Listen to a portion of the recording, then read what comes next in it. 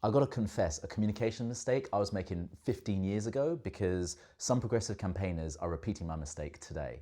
When I was starting out in public relations in the early 2010s, a tactic we'd use to get a lot of media coverage would be what we called a cost-benefit story. There would be some progressive policy, maybe child poverty, climate change, criminal justice reform, that was under threat of being cut to balance the books, which then as now was the dominant narrative.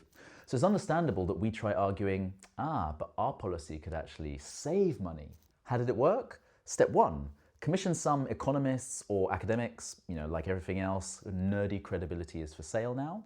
Step two, suggest some slightly dodgy calculations to them, normally by estimating how much some bad thing, crime, climate change, poverty, would cost the government or economy or society if it carried on current trends, and contrast that with a slightly hopeful forecast of how much your good policy, rehabilitation or renewables, would reduce that harm for a low, low price. Step three, stick that headline figure of sweet, sweet savings in a press release which journos appreciated because it gave them a headline and a hard news hook for an otherwise soft and perpetual story.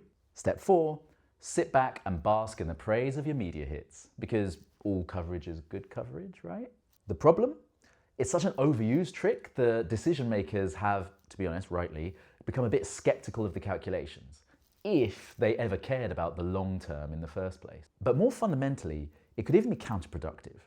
It is surrendering to the narrative that reducing public spending is the priority criteria for policies, and that the people you stand for should be primarily judged by their contribution to the national balance sheet. Once you cede that ground, your policy is never going to be the higher priority than the temptation for decision makers to just cut it and bank those savings. Now, is it a bit more complicated than this? Are there situations when using a nuanced version of cost benefit could help? Yeah, which might need to be a longer video. But for the moment, for most people in most situations, this is a costly mistake I've made, which I'm worried campaigners on everything from aid to welfare to sustainability are being tempted to repeat today.